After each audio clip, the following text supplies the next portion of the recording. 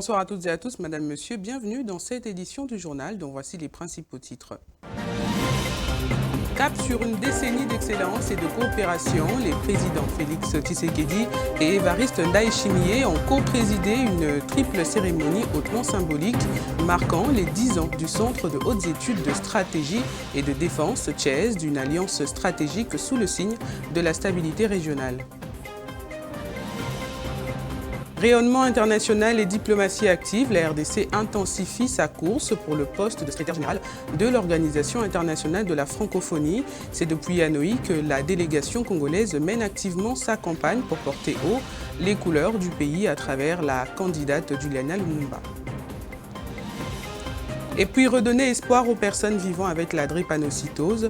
Plus qu'un combat médical, c'est une urgence de santé publique et un devoir de solidarité auquel nous devons répondre ensemble.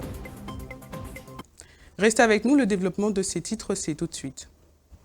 Le président de la République, Félix Tshisekedi, et son homologue burundais, également président en exercice de l'Union africaine, Évariste Ndayishimiye, ont co-présidé une triple cérémonie ce jeudi 20 août 2026 dans la salle de congrès du Palais du Peuple à Kinshasa.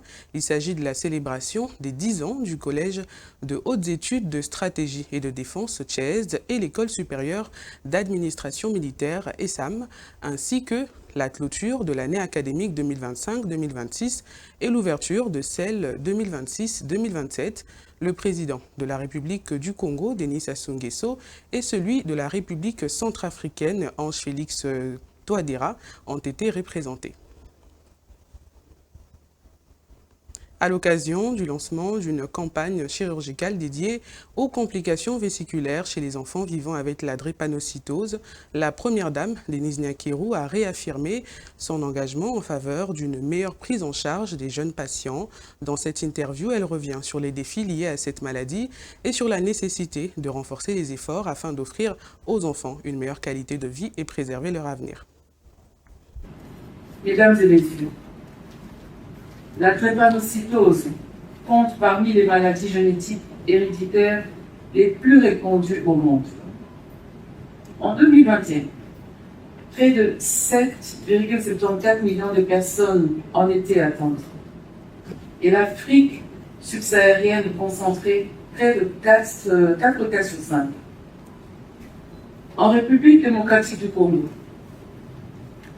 cette réalité se traduit pour de nombreuses familles par des crises douloureuses, une anémie chronique, des infections, des hospitalisations répétées, des ruptures de scolarité et parfois des handicaps durables. Les statistiques, aussi nécessaires soient-elles, ne disent pourtant jamais tout. Elles ne mesurent ni les nuits d'angoisse des parents, ni le courage silencieux des enfants, ni l'abnégation quotidienne des soignants. Pour la soignante que je suis, la maladie n'est jamais qu'un simple dossier médical. Elle est une vie qui appelle une réponse, une dignité qui commande notre sollicitude et une espérance que nous avons le devoir de préserver. Je ne peux évoquer cette maladie sans penser à Ketia Mwanza. Je l'avais rencontré au lycée Monseigneur Chaouma lors d'une tournée de sensibilisation au programme Excellencia. Touchée par son courage, je l'avais prise sous mon aile et j'avais veillé à ce qu'elle bénéficie d'une prise en charge globale. Je disais alors, Mwanza est forte, Mwanza est brave. Elle s'est battue avec courage. Elle nous a quittés en janvier 2022. Kessia avait encore des études à poursuivre, des projets à réaliser et une place à prendre dans notre société. Son souvenir nous rappelle notre responsabilité. Permettre à d'autres enfants de vivre, d'étudier, de rêver et de construire leur avenir malgré la maladie. La menace qui pèse sur les agents commis à la riposte contre Ebola prend de plus en plus une tournure inquiétante. Dans les provinces touchées, allusion faite au Nord Kivu où un agent a été agressé mercredi 19 août à Beni, au quartier Kasangatoa. Selon les témoignages, l'agent intervenait sur le lieu après décès d'un patient pour l'évacuation de la dépouille conformément aux mesures prévues dans le cadre de la lutte contre cette épidémie. Il aurait été pris à partie par des jeunes présents sur les lieux. Les circonstances précises de l'agression et l'état de santé de l'agent restent à préciser. Cette situation malheureuse relance la problématique de la sécurité des équipes sanitaires déployées sur le terrain. Organisation internationale de la francophonie, la RDC passe à la vitesse supérieure et poursuit sa campagne diplomatique pour porter Juliana Lumumba Amato à la tête de cette structure comme secrétaire général au Vietnam dans la ville d'Hanoï, accompagné de la candidate RDC. Le ministre délégué chargé de la francophonie et diaspora a discuté avec le vice-ministre vietnamien Wang Long. Objectif, consolider un bloc de soutien au moment où la RDC présente une refonte d'une francophonie plus solidaire, dynamique et tournée vers la jeunesse. Suivez Crispin Badou et Juliana Lumumba à l'issue de cet échange. L'Asie est très importante dans notre tournée diplomatique. C'est ici en Asie que le sommet va avoir lieu au mois de novembre prochain. Et il était important pour nous de venir ici pour plaider non seulement pour la candidature de Madame Juliana Amato Lumumba, mais aussi de présenter les atouts de cette candidature. Ici, Hanoï a une histoire particulière avec la francophonie. C'est ici, justement, qu'il y a eu la première élection du premier secrétaire général de l'OIF, qui était l'Égyptien Boutros Boutros-Ghali. Donc nous sommes ici porteurs de messages de son Excellence Monsieur le Président de la République, chef de l'État, Félix-Antoine Tshisekedi Tshilombo, à son homologue vietnamien, évidemment pour solliciter le soutien du Vietnam à la candidature de la RDC. Nous avons plusieurs points de convergence en ce qui concerne mes propositions et ce qu'ils souhaitent, concernant d'abord la formation pour les jeunes en technologie et en sciences, que nous pouvons faire des jumelages avec des universités de chez nous et d'ici, concernant aussi évidemment l'échange d'expériences et que le RDC soit la porte d'ouverture vers le levier économique de toute l'Afrique centrale en aquaculture, en riziculture, en développement durable. En tout cas, nous avons eu une conversation très instructive, très ouverte et j'ai de bonnes... En tout cas, je peux dire que j'en sors satisfaite et positive.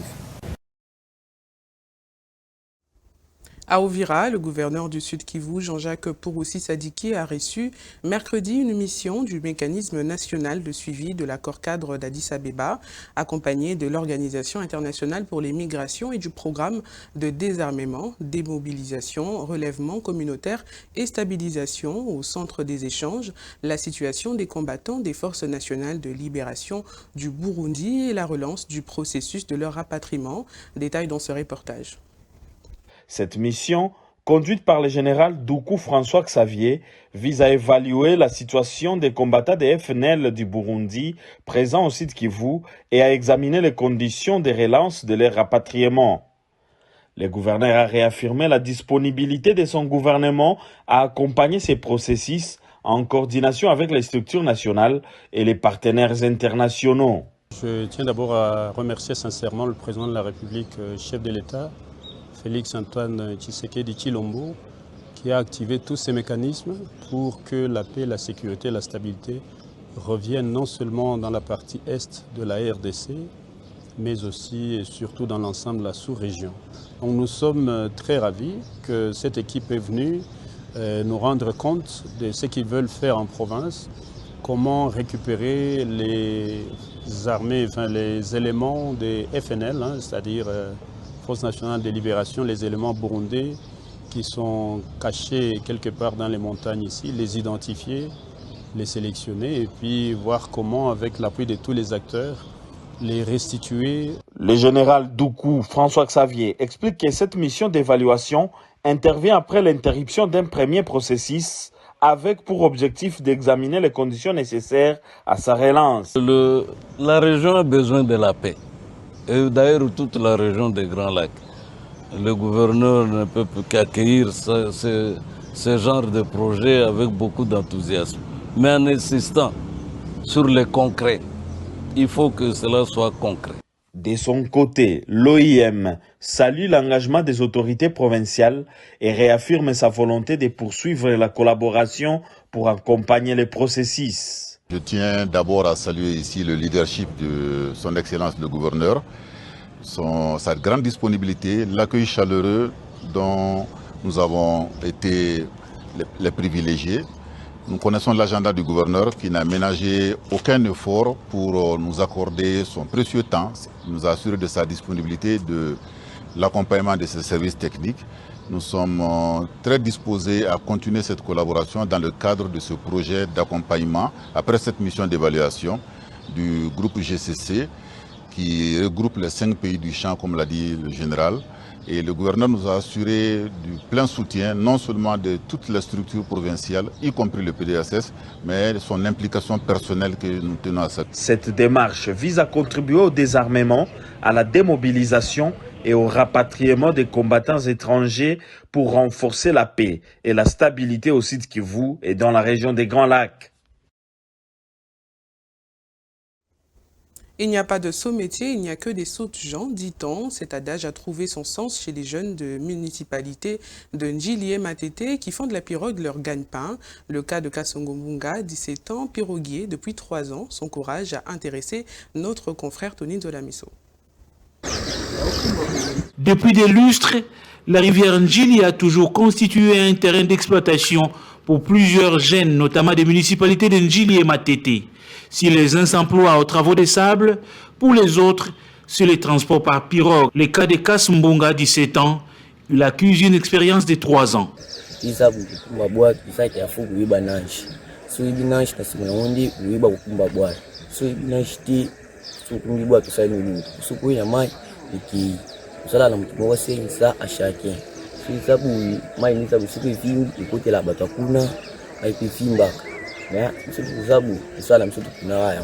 Les défis sont incontournables, certes, mais cette activité profite aux jeunes de ces coins de Kinshasa.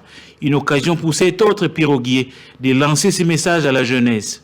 Jeune, yogola musala, papa na maman, ngana kembi, ngana meta musala, mais botika ko bundega, non, c'est pas bien. Métier, papa na maman, yogola musala. Tout. La rivière Ndjili, un raccourci pour les populations de cette municipalité et celle de Matete, malheureusement, à leurs risques et périls. Jeter un pont sur cette frontière dominée par l'eau peut aider à limiter les dangers.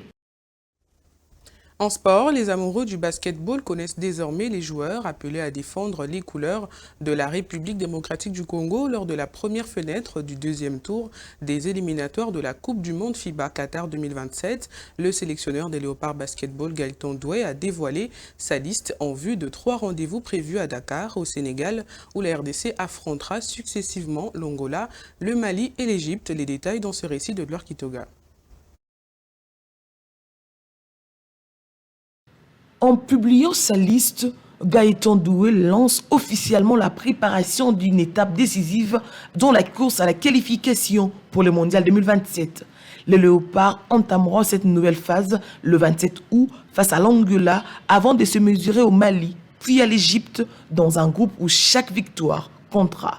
Le technicien français a également expliqué les raisons de certains de ses choix, notamment concernant la présence de plusieurs nouveaux visages, mais aussi le maintien de quelques cadres de la sélection. Déjà très fier de pouvoir participer à ça et aider la fédération et la sélection nationale de la RDC à avancer dans cette fenêtre et dans ces qualifications pour la Coupe du Monde.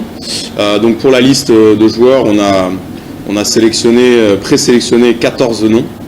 Voilà, 14 noms qui sont disponibles et qui avaient la motivation de venir nous aider.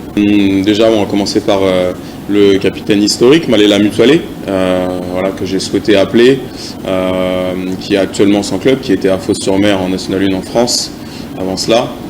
Malela est un joueur important par son leadership, par ce qu'il a déjà apporté à la sélection.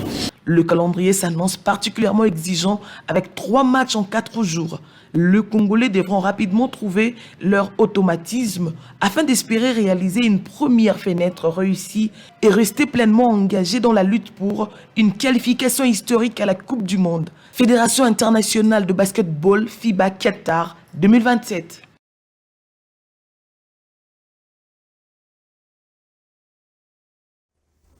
Triste nouvelle dans cette édition, victime d'un accident de circulation, Lucie Mbouyi Kabeya, l'aînée des Kabeya, a rendu l'âme suite aux blessures graves, une disparition qui secoue les familles Kabeya et Boukassa. Ce récit vous présente le programme des obsèques.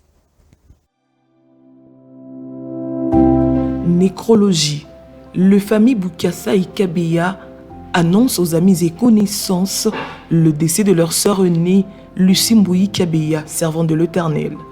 Décès survenu la semaine dernière alors qu'elle succomba aux blessures graves des suites d'un accident de circulation. Pour l'heure, le recueillement se tient dans la parcelle familiale sur route bypass, quartier Ngafani, avenue Lilas numéro 12, référence à Remunongo, dans la commune de Selimbao. Le programme des obsèques se présente comme suit: lundi 24 août, veillée mortuaire dans la salle polyvalente Emmanuel à UPN, référence à Rekiungu, dans la commune d'Engaliuma. Mardi 25 août, levée du corps de la morgue des cliniques universitaires à 9h pour exposition dans la salle polyvalente Emmanuel à UPN. Ce communiqué tient lieu de faire part et que le Seigneur console le cœur brisé.